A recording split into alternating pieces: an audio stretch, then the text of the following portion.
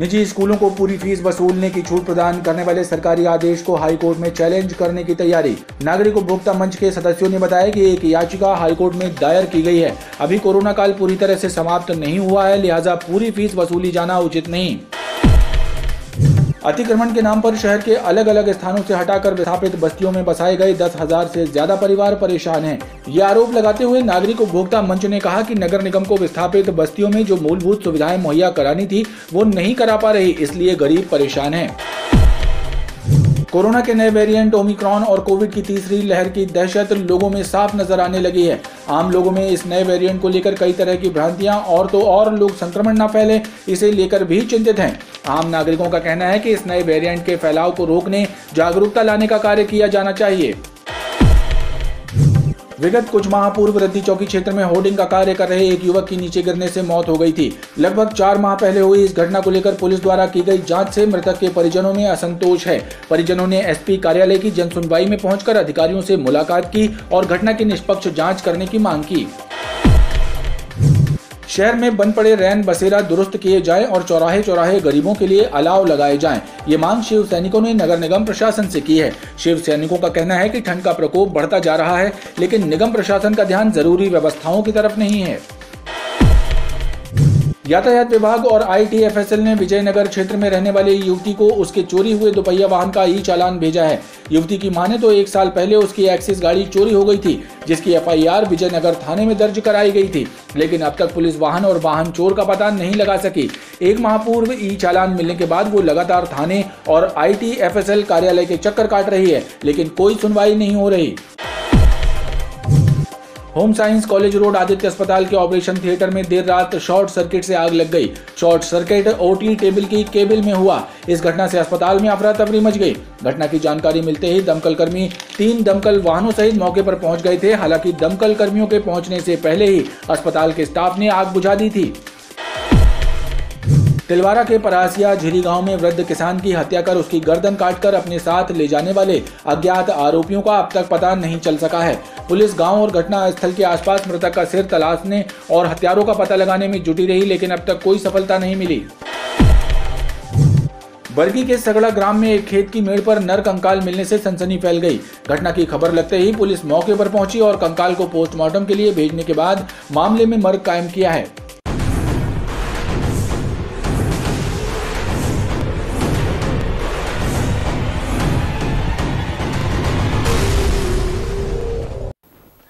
नमस्कार, BTV news में स्वागत है आपका। इस बुलेटिन के साथ मैं हूं कृष्ण कुमार और आइए इस बुलेटिन की शुरुआत करें। उससे पहले नजर डालते हैं हेडलाइंस पर। स्कूली फीस पूरी वसूली जाने के सरकारी निर्णय के खिलाफ नागरिक उपभोक्ता मंच ने लगाई कोर्ट में याचिका। मंच के सदस्यों ने कहा, कोरोना काल समाप्त होने तक नहीं वसूली जा सकती है पूरी फीस। और विस्थापित परिवार परेशान, विस्थापित बस्तियों में नसीब नहीं हो रही मूलभूत सुविधाएं। पीड़ित परिवारों ने लगाई नगर निगम में गुहार। निजी स्कूलों को पूरी फीस वसूलने की छूट प्रदान करने वाले सरकारी आदेश को हाईकोर्ट में चैलेंज करने की तैयारी है। नागरिक उपभोक्ता मंच के सदस्यों ने बताया कि एक याचिका हाईकोर्ट में दायर की गई है। अभी कोरोना काल पूरी तरह से समाप्त नहीं हुआ है, लिहाजा पूरी फीस वसूली जाना उचित नहीं। नागरिक उपभोक्ता मंच के सदस्यों ने बताया कि उनके द्वारा मध्य प्रदेश सरकार के उस आदेश को हाईकोर्ट में चैलेंज किया गया है, जिसमें सरकार ने निजी स्कूलों को पूरी फीस वसूलने की छूट दी है। सदस्यों का कहना है कि पूर्व में हाईकोर्ट ने आदेश जारी किया था कि कोरोना काल के समाप्त होने तक सिर्फ ट्यूशन फीस ली जाए, पूरी फीस ना वसूली जाए, लेकिन सरकार ने दूसरे प्रदेश को लेकर आदेश जारी कर दिए थे जो कि व्यावहारिक नहीं है। लेकिन हाल ही में राज्य सरकार ने एक आदेश जारी कर दिया है जिसमें स्कूलों को खुली छूट दे दी गई है कि वो सब तरह की फीस वसूल कर सकते हैं।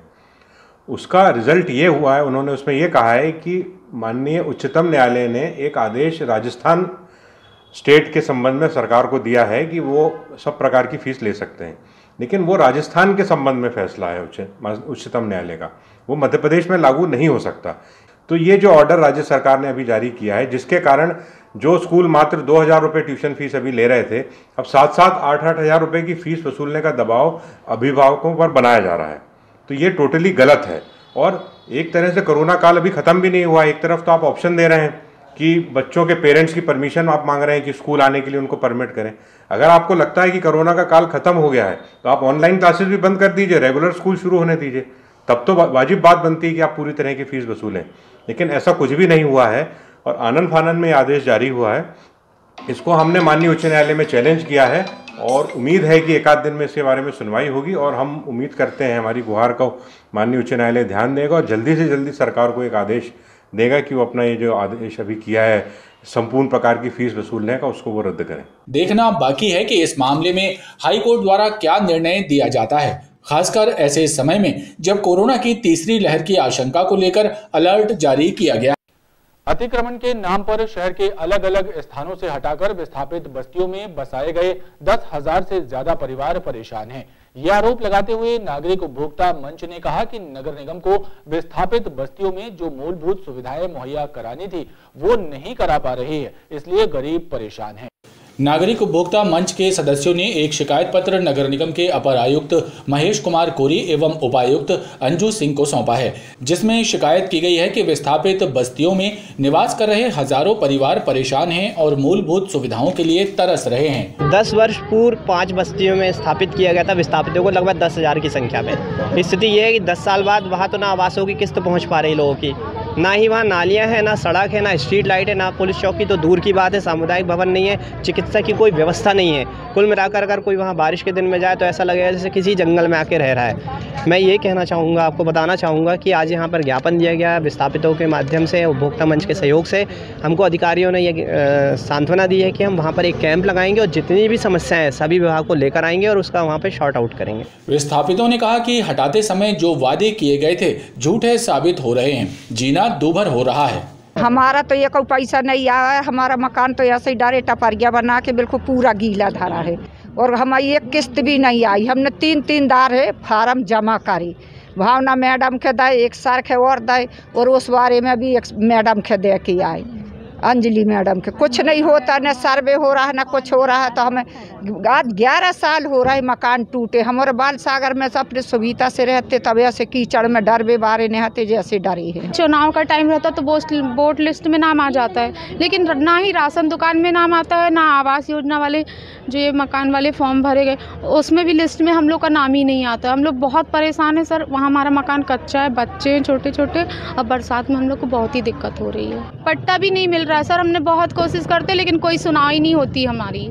नगर निगम अपर आयुक्त ने विस्थापित परिवारों और नागरिक उपभोक्ता मंच के सदस्यों को भरोसा दिलाया है कि जल्द ही शिविर लगाकर समस्याओं का निराकरण कराया जाएगा।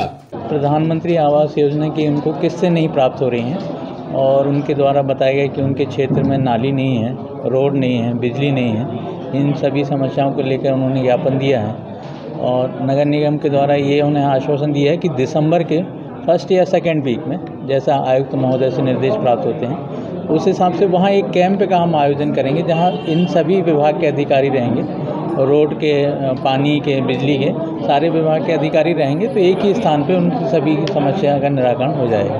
तो अलग अलग क्षेत्रों के रोड का टेंडर हो चुका है और बहुत सारी ये स्मार्ट सिटी से भी रोड बन रही है और नगर निगम से भी बन रही, तो इस समस्या से जल्दी ही निजात मिल जाएगी। शिकायत करने वालों का कहना है कि प्रधानमंत्री आवास योजना के तहत मिलने वाली सहायता से भी वे वंचित हैं। जल्द समस्याएं दूर नहीं हुई तो तीव्र आंदोलन किया जाएगा। कोरोना के नए वेरिएंट ओमिक्रॉन और कोविड की तीसरी लहर की दहशत लोगों में साफ नजर आने लगी है। आम लोगों में इस नए वेरिएंट को लेकर कई तरह की भ्रांतियां हैं और तो और लोग संक्रमण ना फैले इसे लेकर चिंतित भी हैं। आम नागरिकों का कहना है कि इस नए वेरिएंट के फैलाव को रोकने जागरूकता लाने का कार्य किया जाना चाहिए ताकि लोग सतर्क रहें और गाइडलाइन का पालन करें। कोरोना की तीसरी लहर और नए वेरिएंट ओमिक्रॉन ने देश में हलचल पैदा कर दी है। केंद्र और राज्य सरकारों ने अलर्ट जारी किया है। जिलों में रोको टोको अभियान शुरू करने और अस्पतालों में स्वास्थ्य सुविधाओं को दुरुस्त रखने के निर्देश दिए गए हैं। इन सब के बीच आम जनता के साथ ही व्यापारी वर्ग में भी नए वेरिएंट ओमिक्रॉन को लेकर चिंता साफ नजर आने लगी है। लोगों का कहना है कि एक बार फिर सतर्कता बरतने और गाइडलाइनों का पालन करने जागरूक होना होगा ताकि इस संक्रमण को फैलने से रोका जा सके।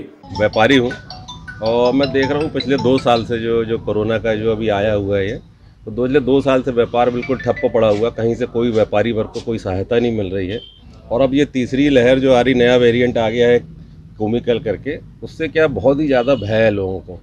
मैं सुबह भंवरताल जाता हूँ घूमने, तो जो थोड़ा सा बुजुर्ग लोग हैं कुछ हैं, तो उनको उनके घर वालों ने भेजना बंद कर दिया है। मतलब इतना भय आ गया लोगों में, ये पिछले वायरस से 32 गुना तेज है। जहाँ तक कि मतलब इसमें जो वैक्सीन भी लोगों ने ली हुई है, जिस हिसाब से अपन सुन रहे हैं न्यूज़ वगैरह में कि ये वैक्सीन भी कोई काम नहीं करने वाली है। इसलिए इससे बचाव के लिए अपने को हाथ जो अच्छे से पूरा सैनिटाइज़र से धोने, हर आधे घंटे 2 घंटे में, उसके बाद लोगों से हाथ नहीं मिलाना है अपने को। भय तो उतना नहीं है, बट आप अगर कोविड अप्रोप्रिएट अगर सारी चीज़ कंप्लीट रखेंगे तो कोई दिक्कत नहीं है। बाकी तो लहर तो है, वो जानी नहीं है अभी, वो आनी है अभी, फर्दर भी रहेगी। देखिए, भय तो क्या है, गया ही नहीं है। और अगर भय बना रहेगा तो हम सुरक्षित भी रहेंगे, क्योंकि भय की वजह से हम क्या है, जो उसके नाश बनाए उसको पालन करेंगे। नहीं तो क्या है, भय ख़त्म होता है तो फिर अपन वैसी बिंदास ज़िंदगी जीने लगते हैं। एक तो यही है कि भाई लगाए रखिए, आप मास्क लगाए रखिए, जो वो कह रहे हैं मास्क लगाए रखिए, भारी गैदरिंग नहीं करिए, सोशल डिस्टेंसिंग करिए। सिर्फ यह है कि उसको जो फैलने का अंदाज़ है 7 टाइम ज़्यादा गुना का होता है, इसलिए इसको उन्होंने बोल दिया कि कहते वेरिएंट ऑफ क्या कहते हैं कंसर्न। विश्व स्वास्थ्य संगठन ने भी ओमिक्रॉन वेरिएंट के दुनिया में तेजी से फैलने की चेतावनी जारी की है। उसने ज्यादा जोखिम वाले वर्गों में टीकाकरण को तेज करने और आवश्यक स्वास्थ्य योजनाएं तैयार करने की बात कही है। विगत कुछ माह पूर्व रद्दी चौकी क्षेत्र में होर्डिंग्स का कार्य कर रहे एक युवक की नीचे गिरने से मौत हो गई थी। लगभग 4 माह पहले हुई इस घटना को लेकर पुलिस द्वारा की गई जांच से मृतक के परिजनों में असंतोष है। परिजनों ने एसपी कार्यालय की जन सुनवाई में पहुंचकर अधिकारियों से मुलाकात की और घटना की निष्पक्ष जांच करने की मांग। पुलिस अधीक्षक कार्यालय में जन सुनवाई के माध्यम से लोगों ने अपनी शिकायतों और समस्याओं को पुलिस अधिकारियों के सामने रखा। जनता दरबार में करीब 50 शिकायतें दर्ज की गई। जन सुनवाई में पहुंचे पीड़ितों ने घरेलू विवाद, संपत्ति विवाद, भू माफियाओं द्वारा किए गए अवैध कब्जों से संबंधित शिकायतें दर्ज कराकर कार्रवाई की मांग की। जन सुनवाई में पहुंचे एक परिवार ने भी पुलिस अधिकारियों को लिखित शिकायत देकर बताया कि 4 माह पहले रद्दी चौकी में होर्डिंग का कार्य कर रहे युवक की नीचे गिरकर मौत हो गई थी, लेकिन अब तक इस मामले में पुलिस ने निष्पक्ष जांच नहीं की, जिससे परिवार में असंतोष व्याप्त है। 4 महीने पहले मेरा भांजा जो है रद्दी चौकी में होर्डिंग लगाते वक्त गिर गया था और जो उसी दिन ख़त्म हो गया।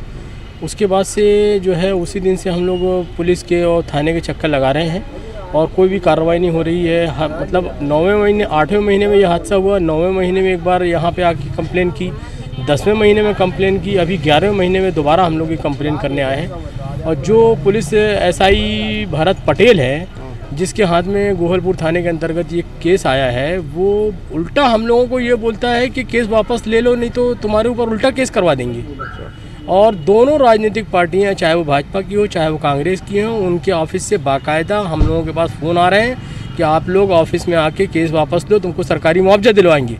हमारा बेटा 20 साल का चला गया, हमको मुआवजा नहीं चाहिए। हमको वो आदमी जिसके 50 लड़के डेली काम कर रहे हैं, होर्डिंग लगा रहे हैं 40-40, 50-50 फुट चौराहों पे, 100-100 फुट की ऊपर दीवारों पे चढ़ के, उनकी कोई सुरक्षा का कोई साधन नहीं है। लड़ाई इस बात को लेके है, वो आदमी जिसने के का काम करते वक्त मेरा भांजा ऊपर से गिर के ख़त्म हो गया, कि सख्त से सख्त उसके ऊपर कानूनी कार्रवाई की जाए। एक मृतक के परिवार के साथ जो संवेदना और जो हमदर्दी होना चाहिए इस मुल्क, इस शहर के नेताओं को या इस पुलिस अधिकारियों को, वो किसी के हाथ में कुछ भी नहीं है। वहीं संजय नगर यादव कॉलोनी की बस्ती के कुछ परिवारों ने अवैध अतिक्रमण कर उनका रास्ता बंद कर दिए जाने की शिकायत देकर कार्रवाई की मांग की है। समस्या हम लोग को ये है कि वहाँ पे 2 जन ने कब्जा किया अवैध। हम लोग वहाँ से कम से 40-50 साल से रह रहे हैं, निकल रहे हैं। तो वहाँ पे क्या है, एक जन ने मंदिर बना लिया है ज़बरदस्ती, 10 फुट का मंदिर था, उन्होंने 40 फुट कर लिया है। और जो कुलदीप सिंह पुलिस वाला है, उनने ऐसी बाउंड्री बड़ी खड़ी कर दी है, हम लोग को निकलने में बहुत दिक्कत हो रही है। तो हम लोग चाह रहे हैं कि हम लोग को वहाँ पर कम से कम हम लोग की समस्या का हल हो। जगह कुलदीप सिंह है, उनने पूरा नाला पूल दिया। एक तो 40 वो पुलिस में है, ट्रैफिक पुलिस में। और ये राजू हैं, ये बिल्डर हैं, इनका यही काम है, कम से कम 4-5 मकान मोहल्ले में कब्जा करके रखें। जनता की शिकायतों को सुनने के बाद पुलिस अधिकारियों ने उन्हें कार्रवाई का भरोसा दिलाया। आज जन सुनवाई में अभी तक कुछ 42 मामले सामने आए हैं, जिसमें घरेलू हिंसा के कई सारे मामले हैं और आपस में परिवार में पति पत्नी सास बहू में कलह के हैं और बहुत सारे ज़मीन संबंधी विवाद भी आए हैं। तो जिनको परिवार परामर्श केंद्र, संबंधित थाने और जो ज़मीन संबंधी विवाद हैं उसमें संबंधित एसडीएम और तहसीलदार साहब के यहाँ जाने की हिदायत दी गई है और अभी तक इतने ही 42 मामले सामने आए। जन सुनवाई में आए आवेदकों की शिकायतों को कार्रवाई के लिए संबंधित थानों में भेज दिया गया है। शहर में बंद पड़े रैन बसेरा दुरुस्त किए जाएं और चौराहे चौराहे गरीबों के लिए अलाव लगाए जाएं। ये मांग शिव सैनिकों ने नगर निगम प्रशासन से की है। शिव सैनिकों का कहना है कि ठंड का प्रकोप बढ़ रहा है, लेकिन निगम प्रशासन का ध्यान जरूरी व्यवस्थाओं की तरफ नहीं। शिवसेना कार्यकर्ताओं ने एक पत्र नगर निगम प्रशासन को सौंपा है, जिसमें मांग की गई है कि ठंड के मद्देनजर गरीबों के लिए रैन बसेरा में ठहरने का इंतजाम कराया जाए, साथ ही प्रमुख चौराहों पर अलाव की व्यवस्था की जाए। नगर निगम आयुक्त महोदय को एक ज्ञापन दिया गया और ज्ञापन द्वारा ये मांग की गई कि भाई पूरे जबलपुर क्षेत्र में जो लगातार ठंड बढ़ रही है, लोग ठंड से परेशान हैं, अलाव और रैन बसेरों को सुव्यवस्थित किया जाए। रांझी दर्शन सिंह चौक से झंडा चौक तक मेट्रो बस चालू किया जाए। रांझी जैसे घनी आबादी वाले क्षेत्र में एक भी रैन बसेरा नहीं है, एक रैन बसेरे की व्यवस्था की जाए। एक सीसी सड़क है जहाँ जो मेन सब्जी मंडी से होकर गुजरती है, लोगों को बहुत दिक्कत होती, गड्ढे हैं, पानी भरा रहता है। सीसी रोड का काम भी शीघ्र चालू किया जाए। इसको लेकर ज्ञापन नगर निगम आयुक्त महोदय को दिया गया और मांग की गई शीघ्र इन मांगों को मांगा। शिव सैनिकों का कहना है कि नगर निगम के कई रैन बसेरों में कार्यालय संचालित किए जा रहे हैं, उन्हें बंद करके गरीबों के ठहरने की व्यवस्था की जाए ताकि ठंड का मौसम कहर बनकर किसी गरीब परिवार पर ना टूट पाए। यातायात विभाग और ITMS ने विजयनगर क्षेत्र में रहने वाली एक युवती को उसके चोरी हुए दोपहिया वाहन का ई-चालान भेजा है। युवती की माने तो 1 साल पहले उसकी एक्सिस गाड़ी चोरी हो गई थी, जिसकी FIR विजयनगर थाने में दर्ज कराई गई थी, लेकिन अब तक पुलिस वाहन और वाहन चोर का पता नहीं लगा सकी। 1 माह पूर्व ई-चालान मिलने के बाद वो लगातार थाने और ITFS कार्यालय के चक्कर काट रही है, लेकिन कोई सुनवाई नहीं हो रही। यातायात विभाग और ITMS ने विजयनगर में रहने वाली सौम्या गुप्ता नामक एक युवती को उसकी चोरी हुई एक्सिस गाड़ी का ई-चालान भेज दिया। 1 साल पहले 16 सितंबर 2020 को सौम्या की एक्सिस गाड़ी चोरी हो गई थी, जिसकी FIR विजयनगर थाने में दर्ज है, लेकिन अब तक ना तो चोर पकड़ा जा सका और ना ही वाहन की बरामदगी हुई। सौम्या की माने तो उसे पिछले माह से चोरी हुए एक्सिस वाहन के ई-चालान घर पर भेजे गए। चालान मिलने के बाद वो विजयनगर थाने और ITMS कार्यालय पहुंची। उन्होंने अधिकारियों से लेकर CM हेल्पलाइन में शिकायत दर्ज कराई, लेकिन बजाय उसकी समस्या का निदान करने उसे CM हेल्पलाइन से शिकायत वापस लेने का दबाव दिया जा रहा है। सौम्या ने मामले की शिकायत जन सुनवाई में की है और कार्रवाई की मांग की है। हालांकि अधिकारियों का कहना है कि पुलिस वाहन को तलाश कर रही है और जल्द ही उसकी शिकायत का निराकरण कर दिया जाएगा। मेरा नाम सौम्या गुप्ता है और मेरी गाड़ी 16 सितंबर 2020 को चोरी हुई थी। फिर उसके बाद हमने विजयनगर थाने में रिपोर्ट डलाई, FIR कराई, तो 1 साल तक तो कुछ नहीं हुआ। फिर अभी पिछले महीने से मेरे पास ई-चालान आने शुरू हुए। तो फिर जब मैंने ई-चालान लेकर जब मैं विजयनगर थाने गई तो फिर उन्होंने बोला कि अभी तो कुछ नहीं हो सकता, आप ITMS जाइए। फिर जब मैं ITMS गई तो उन्होंने मुझे बताया कि मेरी गाड़ी पिछले 5-6 महीने से इसी एरिया में चल रही है, रद्दी चौकी, गोहलपुर और पाटन बाईपास के बीच में। फिर मैं वापस विजयनगर थाने गई, तब भी उन्होंने कुछ नहीं किया। फिर मैंने यहाँ SP ऑफिस में कंप्लेंट डाली, तो यहाँ की कंप्लेंट भी विजयनगर थाने में गई, तब भी उन्होंने कुछ नहीं किया। फिर मैंने CM हेल्पलाइन में कंप्लेंट डाली, तो फिर मैं उधर पे मुझे थाने से बुलाया गया कि आप थाने आके मिलिए। फिर थाने गई तो वो मैम बोल रही हैं कि आप CM हेल्पलाइन से कंप्लेंट वापस लो, तब हम आपकी कार्यवाही करेंगे, नहीं तो हम कुछ नहीं करेंगे। फिर उसके बाद मुझे CSP ऑफिस भी बुलाया गया गढ़ा थाना के बाजू से, तब भी उन्होंने भी कंप्लेन लिखी, पर अभी तक कुछ नहीं हुआ। हमें बस ये चाहिए कि आप हमारी गाड़ी ढूंढ दीजिए, क्योंकि उसी थाने के एरिया में चल रही है और हमारे पास चालान आ रहे हैं और चोर को पकड़ा जाए बस। इसमें एक बच्ची है जिसकी गाड़ी पिछले वर्ष चोरी हो गई थी और इस वर्ष अचानक उसके घर में ई-चालान आने चालू हो गए हैं, जिस पर से उसका ये बताना है कि दमोह नाका, रद्दी चौकी और गोहलपुर के क्षेत्र में वो गाड़ी चलना पाया गया है, जिसमें वहाँ के जो भी संबंधित ट्रैफिक वाले हैं और संबंधित कुछ शादी वर्दियों में भी पुलिस लगा दिया गया है कि अगर वैसी कोई भी गाड़ी मिलती है तो उसको तत्काल वेरीफाई करेंगे और उसको संबंधित थाने को सूचित करेंगे।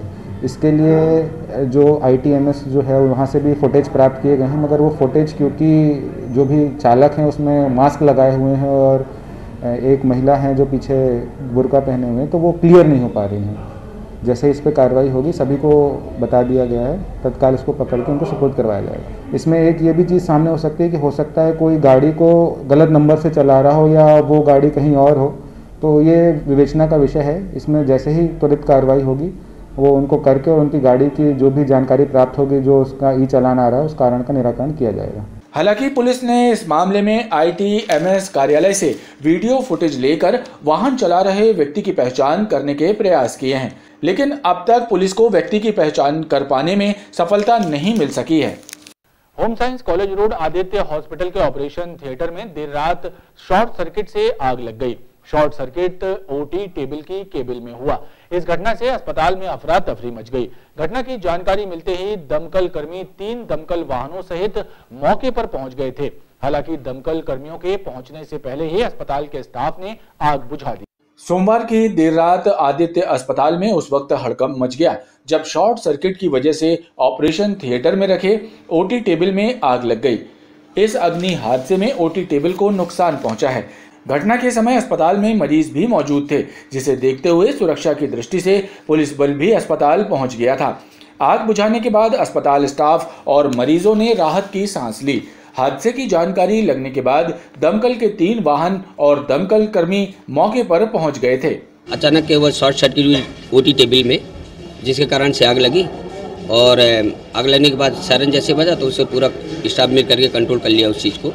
नुकसान वही OT टेबल का हुआ है, बाकी कोई जनहानि नहीं हुई है किसी प्रकार की। OT के अंदर हमारा एक OT नंबर 2 है, जिसमें एक वायर से शॉर्ट सर्किट हुआ था। वो शॉर्ट सर्किट से चिंगारियाँ जो हैं वहीं पे एक OT टेबल होती है जिसकी गद्दी में पड़ी। गद्दी में पड़ने के कारण उस गद्दी में आग लगी और उससे थोड़ा सा धुआं उठा और जो OT टेबल की गद्दी थी वो जल गई। जैसे ही पता चला हमें, जैसे ही धुएँ का आभास हुआ, क्योंकि हमारा फायर अलार्म दुरुस्त था और हमारे पास सारे फायर एक्सटिंग्विशर्स मौजूद थे, तो हमारे वहाँ पर जो भी कर्मचारी थे वेल ट्रेंड थे, तुरंत CO2 लेकर के पहुँचे और तत्काल वहाँ पर उन्होंने फ्यूम्स की मदद से उस पर काबू पा लिया। TI साहब ने तत्परता दिखाते हुए तत्काल फायर ब्रिगेड को बुलाया था ताकि कोई बड़ी दुर्घटना को अंजाम ना हो। मैं तत्काल मौके पर सूचना मिली कि आदित्य हॉस्पिटल में आग लगी हुई है। मौके पर तत्काल 3 गाड़ियाँ एक साथ रवाना हुई और यहाँ आकर आदित्य हॉस्पिटल में देखा OT की टेबल में आग लगी हुई थी, जो कि शॉर्ट सर्किट से हुआ था। उसको तुरंत हॉस्पिटल वालों ने मिलकर, कर्मचारियों ने उसको कंट्रोल किया। पीछे से हम लोग आ गए, हम ही लोगों ने सबने कंट्रोल किया। कोई नुकसान नहीं हुआ। OT टेबल भर थोड़ी उनकी जली है, डैमेज हुई। इलेक्ट्रिक शॉर्ट सर्किट से आग। बरगी के सगड़ा ग्राम में एक खेत की मेड़ पर नर कंकाल मिलने से सनसनी फैल गई।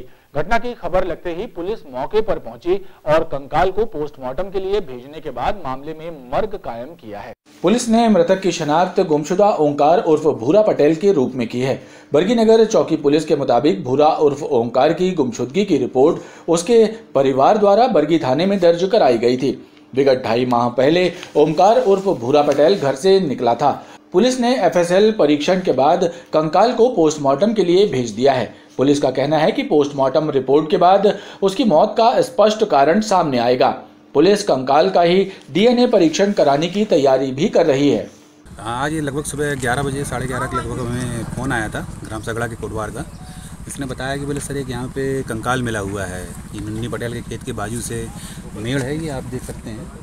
तो हम लोग हमारा स्टाफ थाना प्रभारी महोदय के मार्गदर्शन में यहाँ पर आए और उसका विधिवत हमने पंचनामा किया है और उसके बॉडी का किन कारणों से उसकी मृत्यु हुई उसके PM कराने के लिए हम बॉडी को मतलब कंकाल को भिजवा रहे हैं। क्योंकि कंकाल को क्या है कि लगता है कि जानवरों द्वारा उसको छत बिछत कर दिया गया है। वो पहचान अपने भूरा पटेल के नामक व्यक्ति के रूप में हो रही है, परंतु हम इसमें अभी DNA परीक्षण वगैरह करवाएंगे, उसके बाद ही आपको बता पाएंगे कि ये भूरा पटेल का शव है। इंडियन मेडिकल एसोसिएशन जबलपुर शाखा के पदाधिकारियों ने पत्रकारों से चर्चा करते हुए बताया कि इस वर्ष संगठन की स्थापना के 100 वर्ष पूर्ण हो रहे हैं। इस उपलक्ष्य में 11 एवं 12 दिसंबर को राष्ट्रीय संगोष्ठी का आयोजन किया जाने वाला है, जिसमें देश भर से आए विशेषज्ञ हिस्सा लेंगे। नेशनल लेवल पर IMA का गठन 1928 में हुआ, 7 साल के बाद।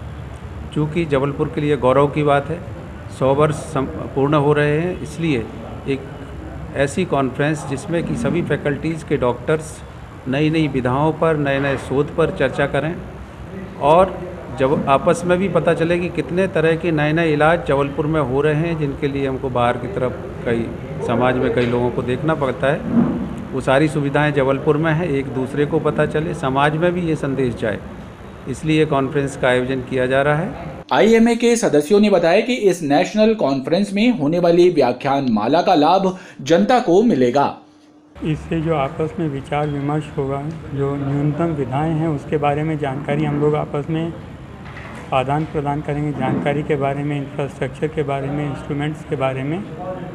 उससे वह सुविधा ज़्यादा सुलभ रूप से, ज़्यादा आसानी से जबलपुर में उपलब्ध होगी और जबलपुर के व्यक्तियों को भी उस आधुनिकतम सुविधा का लाभ मिलेगा। IMA के सदस्यों का कहना है कि इस संगठन की शुरुआत जबलपुर से हुई है, लिहाजा शताब्दी समारोह उत्साहपूर्वक मनाया जाना तय है।